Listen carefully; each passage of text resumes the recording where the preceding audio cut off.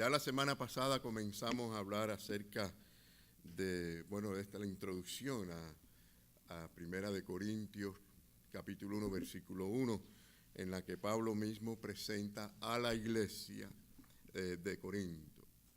Y observamos dos cosas que son muy, vamos a decir en manera general, aunque ya la hablamos con un poquito más detalle la semana pasada. Y es que una vez que Pablo sabía muy claramente qué llamado tenía él, y sabía quién lo había llamado, de dónde venía su llamado. Y este conocimiento, mis queridos hermanos, es un conocimiento que si es real, si ese conocimiento es real, da motivación a las personas, da seguridad en la vida cristiana y en el ministerio que sea. Y también vimos que la iglesia de Corinto era la iglesia de Dios que estaba en Corinto. Y por eso quiero recordarles esta parte del versículo 2, o sea, en Primera de Corintios, capítulo 1, que dice, a la iglesia de Dios, ¿no dice así? Que está en Corinto. O sea, no importa dónde esté realmente, es la iglesia de Dios. Y esa es la identidad que nosotros tenemos que mirar, a pesar de sus faltas, porque la iglesia de Corinto tenía faltas, y bastante que las tenía. Eran muchas, podemos decir. Pablo la llama iglesia de Dios. No era la iglesia de Pablo. Y como después va a criticar, ¿no?, a los cabecillas de aquellas divisiones que hubieron, no era tampoco la iglesia de Apolos ni de Cefas, no era la iglesia de ningún otro líder. ¿La iglesia de quién? Era la iglesia de Dios. Esta iglesia, la iglesia de Renacer, no es la iglesia del pastor Humberto, no es la iglesia de los diáconos, no es la iglesia de ninguna persona en particular, es la iglesia de Dios o la iglesia de Cristo, así lo dice la palabra de Dios. Así que saber qué lugar ocupó en el reino y en la iglesia, o qué lugar en este caso ocupamos nosotros, aplicándolo a nosotros hoy, es muy importante, porque eso es saber cuál es nuestro llamado, para qué estamos, por qué estamos, y es muy importante. Así que decimos, yo soy parte de una congregación, de una iglesia en Miami, la Iglesia Bautista Renacer.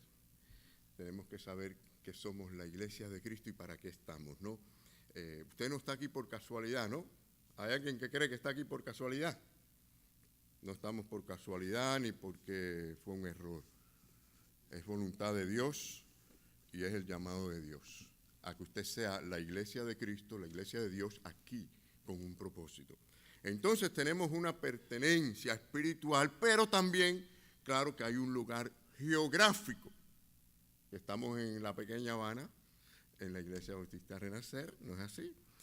Donde tenemos que servir, donde tenemos que adorar y donde nos adiestramos también, donde fundamentalmente nos influenciamos unos a otros y influenciamos al mundo que nos rodea. Todas estas cosas son importantes y tenemos que entenderlas en el contexto de la iglesia. Soy parte de la iglesia de Dios, soy parte de la iglesia de Cristo. ¿Por qué estoy? ¿Para qué estoy? ¿Qué significa esto para ti? ¿Qué significa para el crecimiento de la iglesia? Es importante.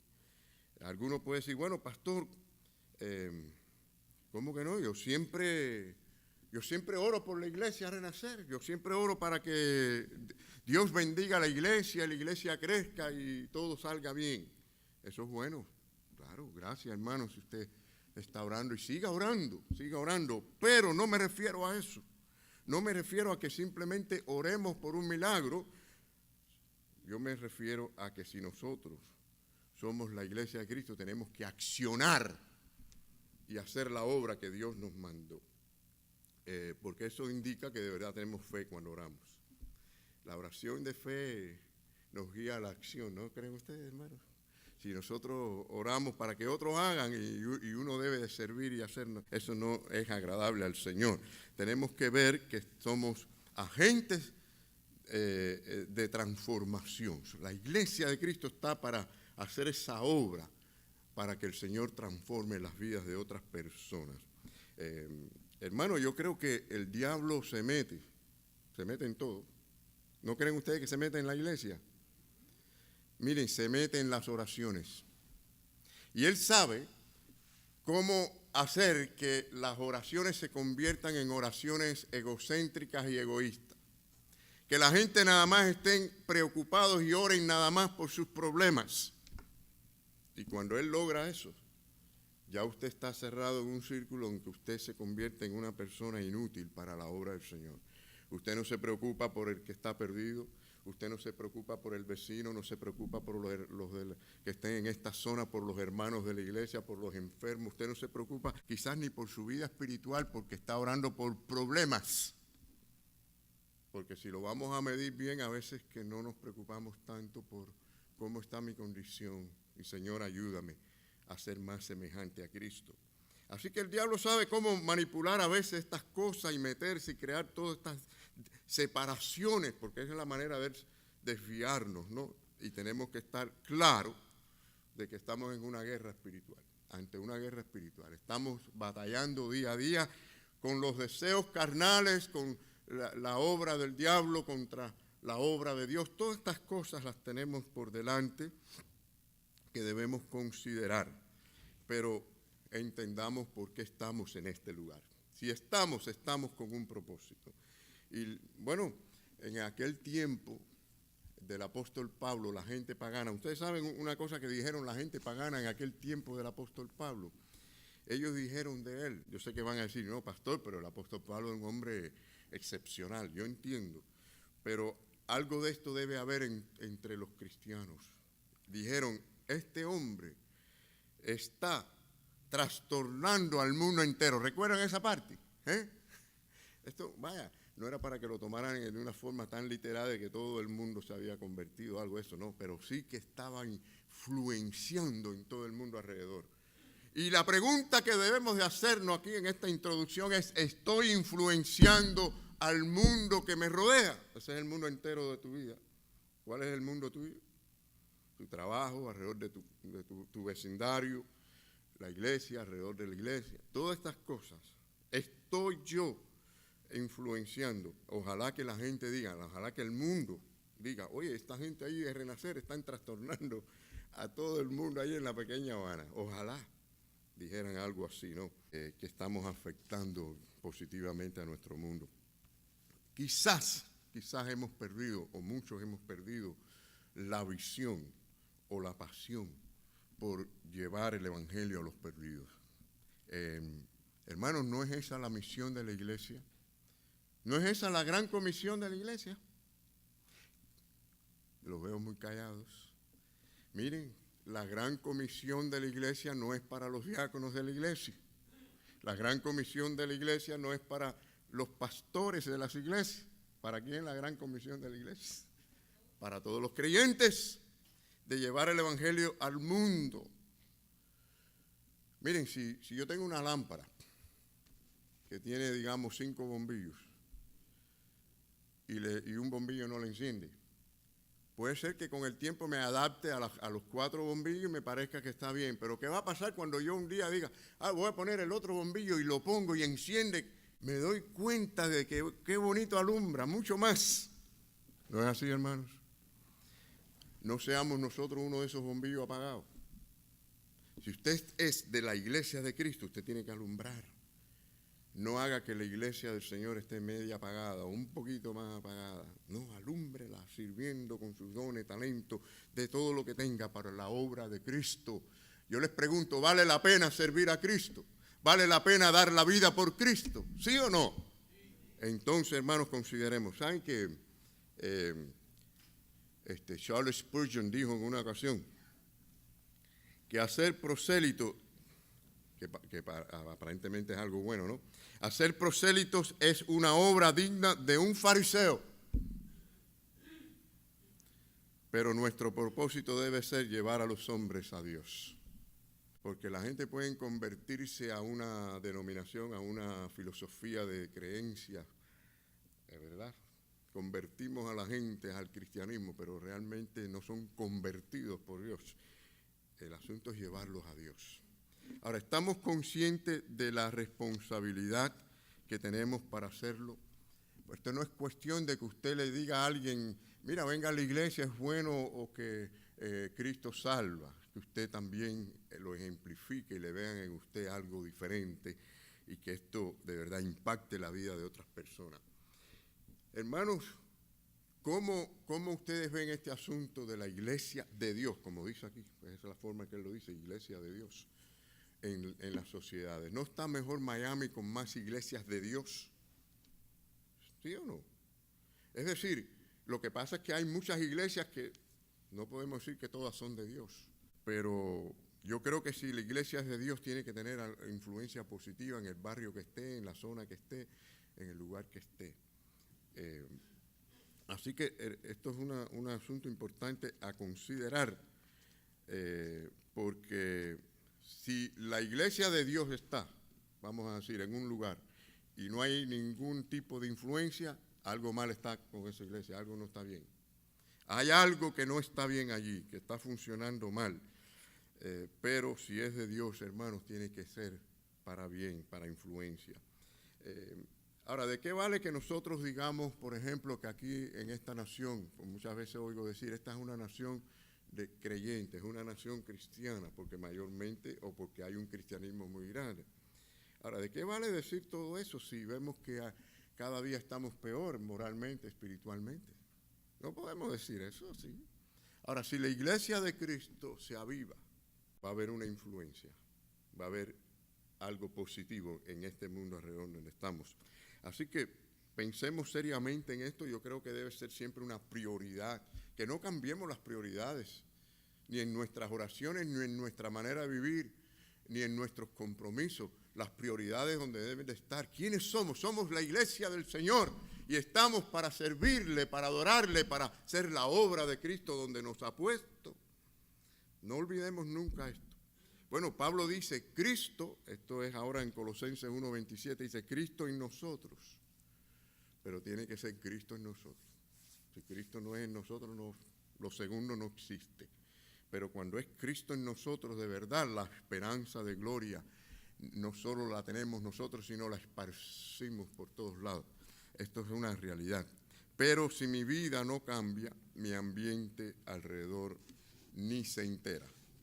Si Cristo no es en nosotros, la gente ni se entera quién es usted y para qué usted está. No es así.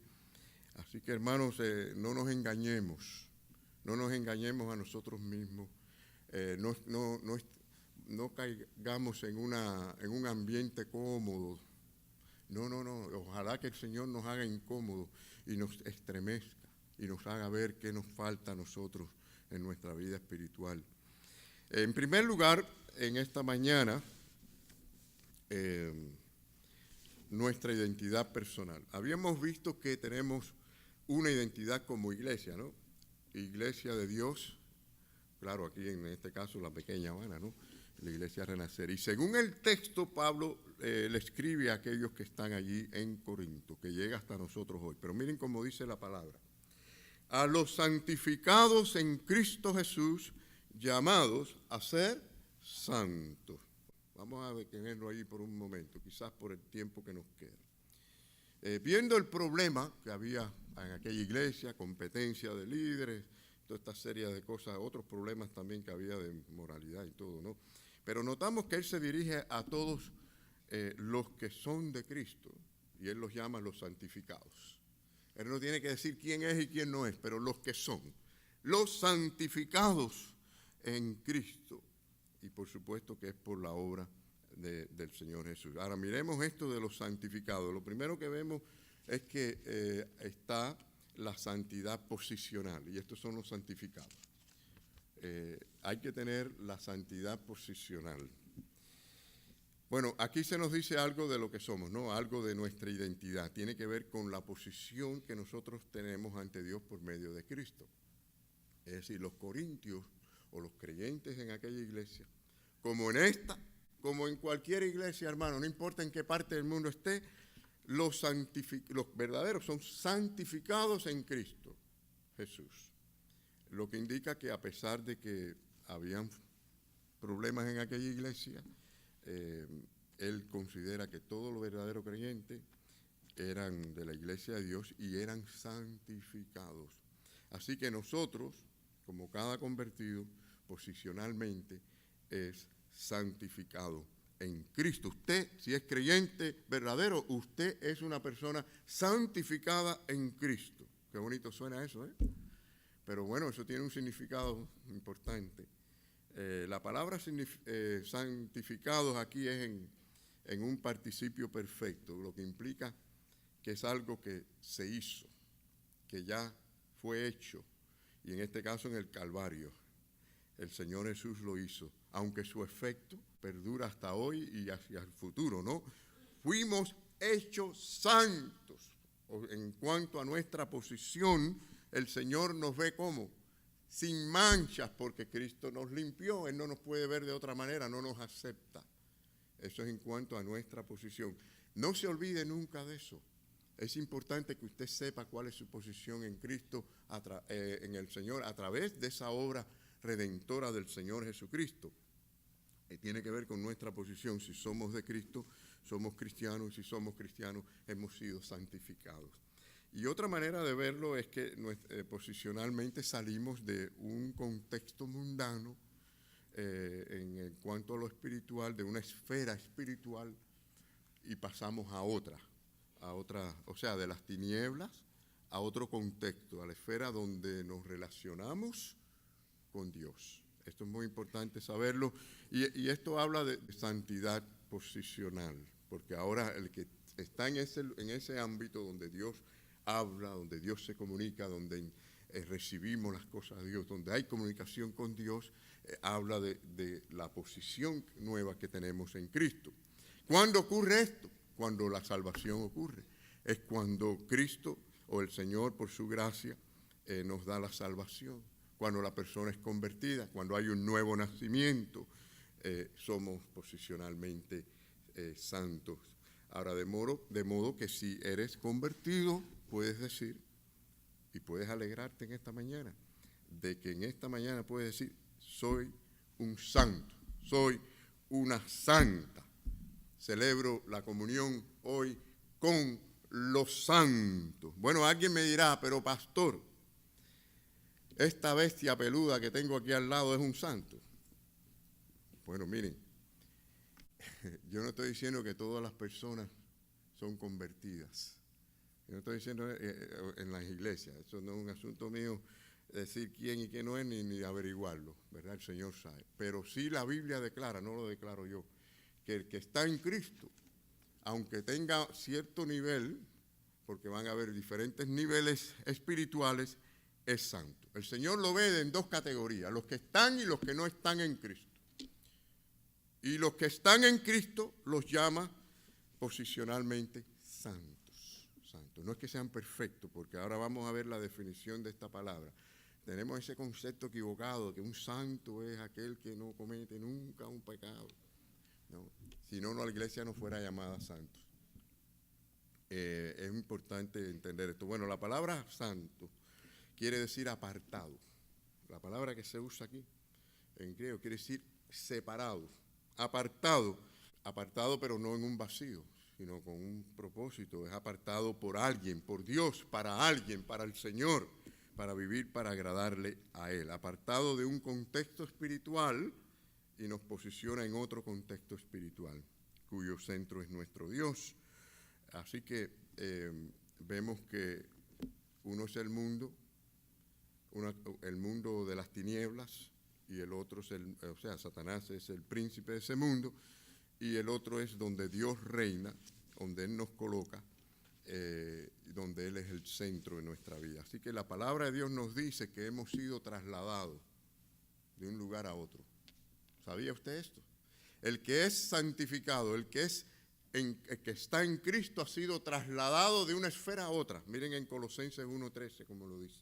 El cual nos ha librado de la potestad de las tinieblas y, mira qué palabra más bonita, trasladado.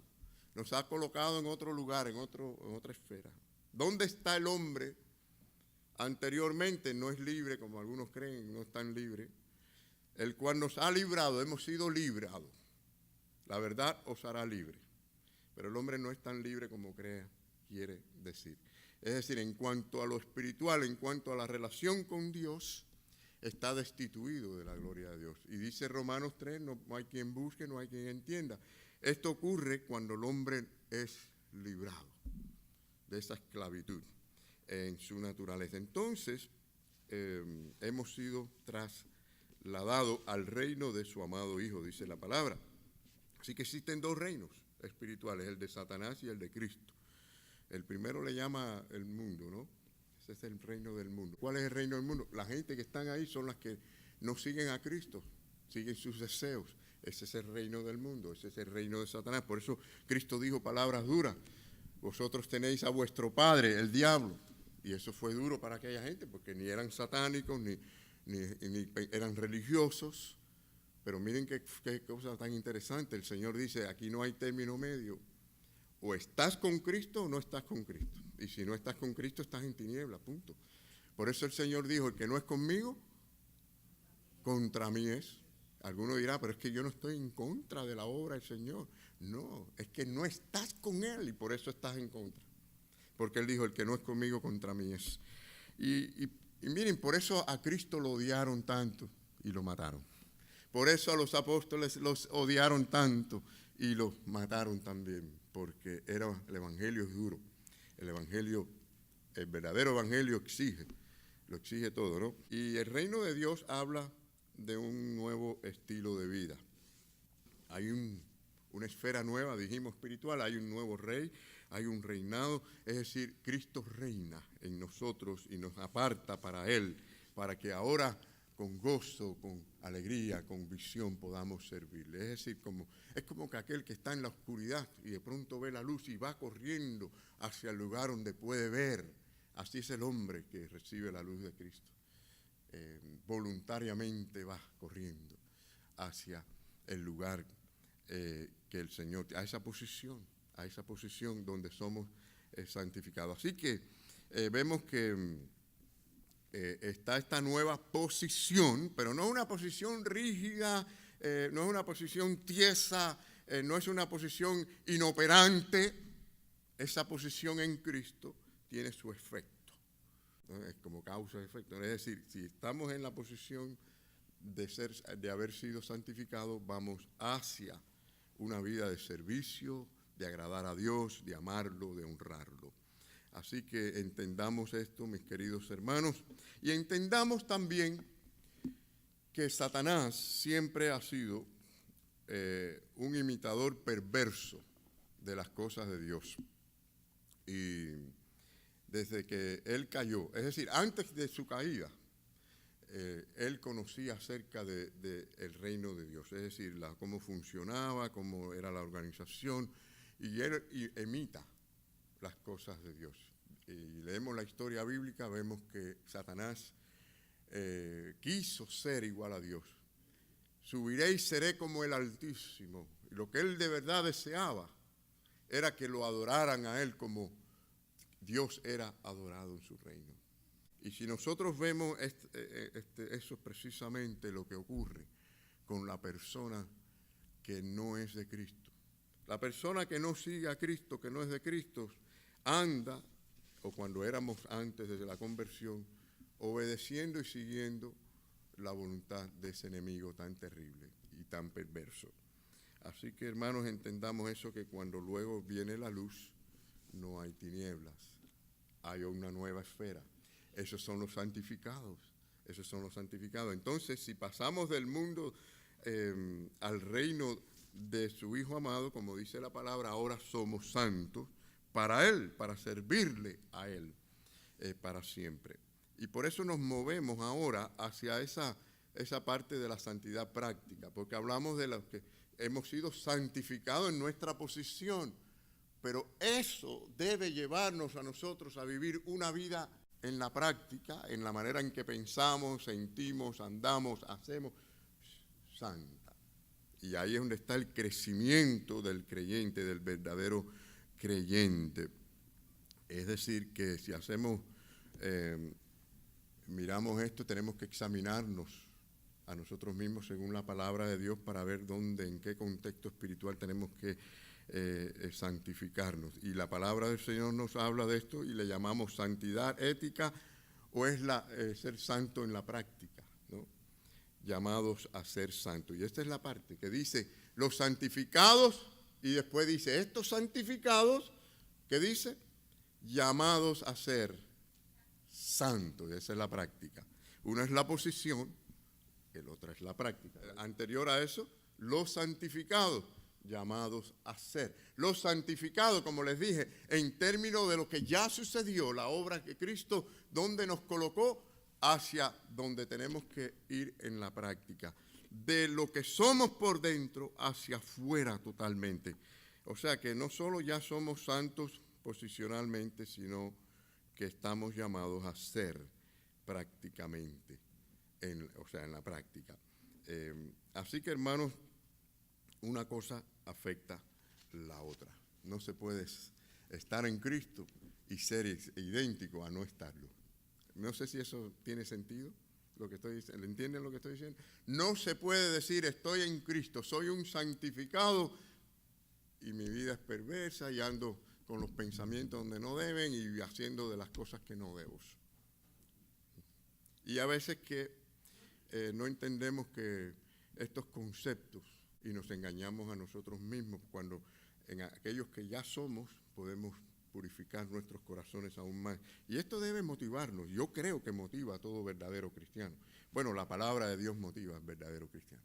Yo siempre digo que la palabra de Dios aburre al que no es y anima al que es. Es decir, la palabra de Dios al que es creyente le gusta y quiere más de ella y quiere ponerla en práctica. Así que cuán importante es este mandato, hermano, porque el Señor dice que somos llamados. Él nos llama. Él nos llama. ¿Tú lo ves así ahora en estos momentos? Que el Señor te llama. Dice, llamados. Estamos viendo ahora en estos momentos, el Señor me está llamando a santidad.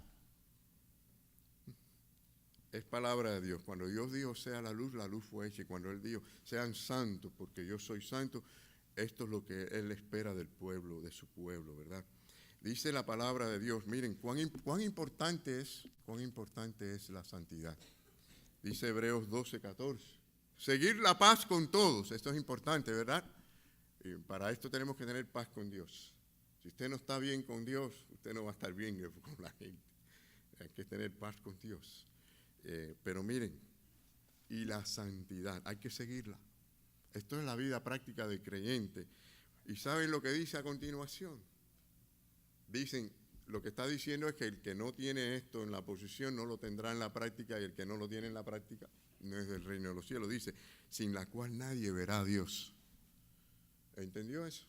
Sin la cual nadie verá a Dios. No es que usted no cometa un pecado, no es que usted falle.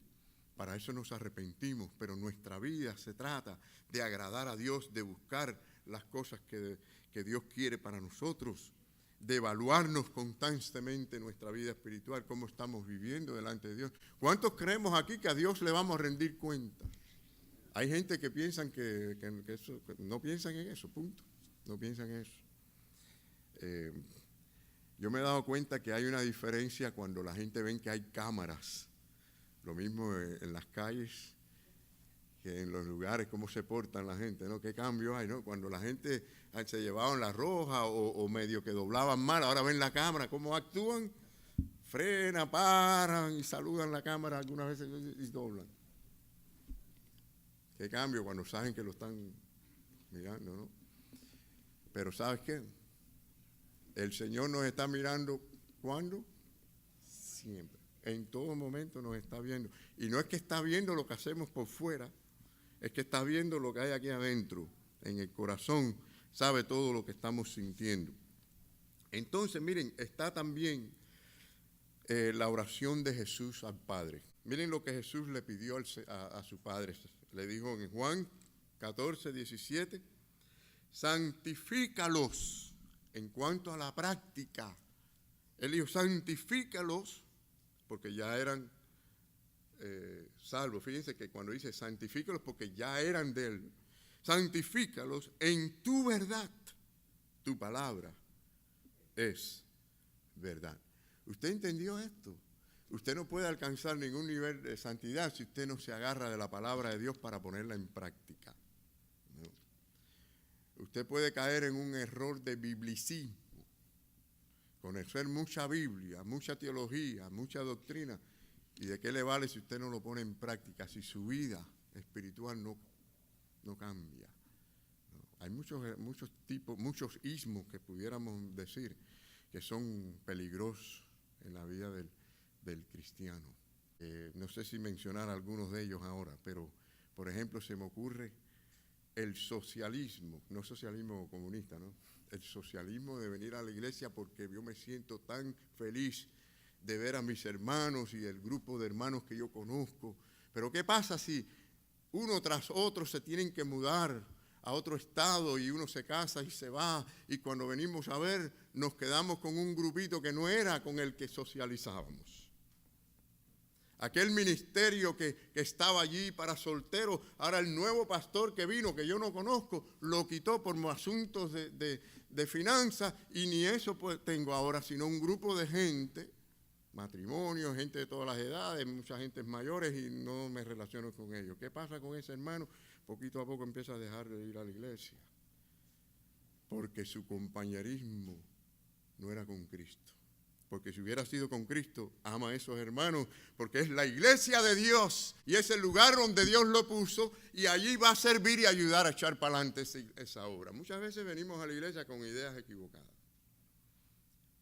Por supuesto, el biblicismo que dijimos es peligrosísimo en el sentido, y a mí me gusta que la gente aprendan y conozcan Biblia y teología y todo, pero es peligrosísimo porque puede crearle a usted un orgullo tremendo y estar siempre en debate con todo el mundo que no piensa o no tiene la finura del conocimiento que usted tiene. Bueno, hablaremos más de esos ismos en otra ocasión. Pero sí, hermanos, Dios lo pide la santidad. Ser santo porque yo soy santo, dice el Señor.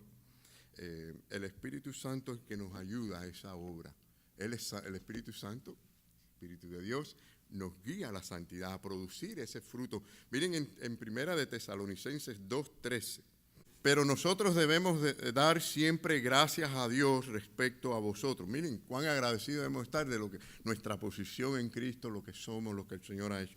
Hermanos amados por el Señor, de que Dios os haya, número uno, escogido desde el principio para salvación, mediante la santificación por el Espíritu y la fe en la verdad. Así que la parte de Dios es la obra del Espíritu Santo con la palabra que recibimos, ¿verdad? La palabra, como dice aquí, la verdad. Y la parte nuestra es la fe en la palabra. El orden bíblico está perfecto en este versículo. Si ustedes se fijan, el orden bíblico habla de la elección de Dios, la salvación del hombre, la santificación por el Espíritu y la fe en la palabra. Maravilloso. Maravilloso. Y muchas veces queremos eliminar en nuestra vida lo que es malo, y hay que eliminar lo que es malo. El error nuestro es que no nos enfocamos en lo que es bueno hacer. Por ejemplo, miren a Gálatas 5:16. Miren conmigo, Gálatas 5:16 dice, andad, en primer lugar, por el Espíritu. Esto es desear la santidad, desear los cambios en nuestra vida. Y luego dice, y no cumpliréis el deseo de la carne. No lo dice al revés. No dice, trata primero de fajarte con los deseos de la carne y luego vas a andar en el Espíritu. El error de mucha gente es ese. No cambiemos el orden. Nuestra prioridad está enfocada en el Señor, en agradarle a Él, número uno, en arrepentirnos delante de Él y dejar que Él, tener la fe de que Él nos ayude, ¿verdad?, a lo demás. Pero Él debe ser la prioridad. Y por supuesto que no ceder, porque hay que huir a veces. No dice la palabra que a veces lo que hay es que huir de las tentaciones. Pero si usted no estuvo andando en el Espíritu y usted está andando en la carne, usted no va a huir, lo siento, pero no va a huir. Va a ceder, va a ceder. El deseo de la carne es el principio de la vieja vida, por lo tanto no debemos vivir de esa manera. Ahora, el Espíritu Santo es el que conoce la santidad y sabe la manera como conducirnos a ella. Noten que la obra del Espíritu Santo es una obra silenciosa.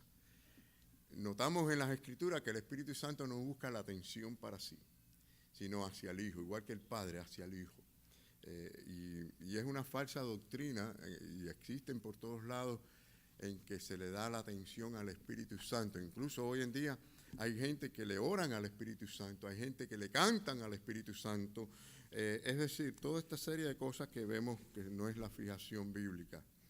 El Espíritu Santo busca que la gente se fijen en Jesucristo y adoren al Señor Jesús, porque ante Él se doblará toda rodilla y reconocerán que Él es el Señor de señores, Rey de reyes, ¿verdad? La obra del Espíritu Santo es así, es una obra única, es una obra silenciosa, es una obra para guiarnos hacia la santidad. Mira, podemos decirle a alguien que tiene la boca sucia, porque ya ustedes saben, lo que suelta por la lengua son cosas horribles, ¿no? O malas palabras, o se irrita y blasfema, calumnia, o lo que sea, ¿no? O es perverso, es de doble sentido las cosas que dice, todas estas cosas. Pero saben que el problema realmente es un problema del corazón, no es de la boca. Es decir, de la abundancia del corazón es que habla la boca. Entonces, ¿quién trabaja ahí? ¿Quién tiene que trabajar ahí en el corazón? El Espíritu Santo.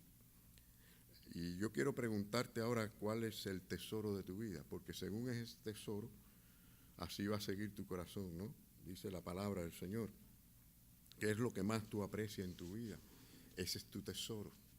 ¿Saben que hay personas que aprecian, aman a sus hijos más que al Señor? Y saben que eso es un problema que hay. En el cristianismo hay mucha idolatría y no nos damos cuenta. Y el Señor dice, el que ame a padre, a madre, a hijo o a otro ser más que a mí, ¿saben lo que dijo el Señor? No es digno de mí. Y cometemos idolatría. Nos obsesionamos estoy mencionando algo que es tan grande. Yo pienso en mis hijos, pienso en mis nietos como los adoro, ¿no? En un buen sentido de la palabra. Pero yo no los puedo amar más que al Señor. Cuidado. Y eso es algo que a veces no se dice. Pero hay que decirlo porque es la verdad de Dios y cometemos esos errores. ¿Y saben cuántos padres se han descarriado por ese problema atrás de los hijos? ¿Y saben qué? Muchos se han amargado, muchos se han hasta desquiciado por el problema, la obsesión con los hijos. Y son infelices porque los hijos le hacen infeliz. Y nuestra relación con el Señor y nuestra relación con la iglesia de Cristo, estamos idolatrando y no nos damos cuenta, hermano. Idolatrando. Cuidado.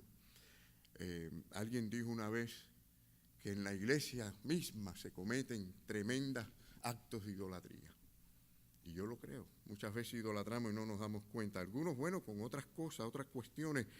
Por ejemplo, el trabajo, la carrera, la posición, los bienes. ¿Dónde está tu corazón? ¿Dónde está tu corazón? Si carece de esa obra del Espíritu Santo, hermano, va a estar en algún lugar que no debe estar. En algún lugar que no debe estar. Y es hora de evaluarnos. En esta mañana es tiempo de evaluarnos delante del Señor, para que podamos decir como Pablo decía, mas ya no vivo yo, mas vive ¿quién? Cristo en mí. Podemos decir esto. Haga un examen, examínese. En vez de darse reconocimiento, examínese más bien delante del Señor, para ver cómo están nuestros pensamientos, nuestras decisiones, nuestros deseos muchas veces. Pero nosotros tenemos una razón de ser, de existir. Es decir, si mi vida es para quién, no es para Dios, no es para Él, para el Señor. Mis manos, ¿para quién son? Para Dios. Mis pies, para Dios. Mi familia, bueno, para Dios. Mi tiempo, mis habilidades, ¿para quién son? Para Dios. Mis estudios, mi trabajo. ¿Podemos decir eso en esta mañana? Mi dinero, para honrar al Señor. Mi vida consagrada al Señor. Es decir, que no haya un área de nuestra vida que no la consagremos al Señor. Esto es lo que el Señor quiere. Quiero terminar porque hay algunas cosas más, no tenemos mucho tiempo, pero miren, Si tú vienes a la iglesia, no vengas a la iglesia simplemente porque vengas a cantar himnos o a escuchar un sermón. Ven por el Señor, porque es para Dios. Ven a escucharlo a Él. Cuando tú vengas a la iglesia a escucharlo a Él, ¿sabes cuál va a ser su actitud? No me puedo perder un domingo porque me voy a perder a oír al Rey de Reyes que va a hablar. Pero mucha gente no lo ven así. Ahora, si nosotros decimos, caballero, Donald Trump va a hablar aquí el domingo que viene, miren, el barrio entero no cabe aquí adentro. O sea, la gente sale por las ventanas ahí, todo el mundo va a oír a Donald Trump. Porque ¿quién es Donald Trump? El presidente de los Estados Unidos. Pero si ahora decimos, caballero, vengan el domingo que viene que el Señor Jesús va a hablar aquí, la gente va a mirar. No, el que va a hablar es el pastor Ávila. Lo van a ver de otra manera. Hermanos, venimos a escuchar al Señor. A escuchar al Señor. Y no a mirar al hombre, por favor. A mirar al hombre no, porque estamos llenos de faltas, sino a escuchar lo que Dios tiene que decirnos. Y entonces, bueno, si nosotros venimos a la iglesia, sí, venimos, hay muchas cosas, venimos a aprender de la palabra, venimos a tener todo eso, pero verdaderamente por el Señor. Si salimos de la iglesia, venimos a la iglesia para ser santos. Salimos de la iglesia para ser santos, aunque salimos, sí, para almorzar, para tener un tiempo de descanso, ¿no? Para ir a ver el Super Bowl, todo eso, pero si lo hacemos, tenemos que salir aquí para honrar a Dios, para la santidad. ¿No creen ustedes, hermanos, cuando dice el Señor que estamos llamados a ser santos? Es para siempre honrarlo a Él con nuestra santidad. Que el Señor les bendiga en esta mañana.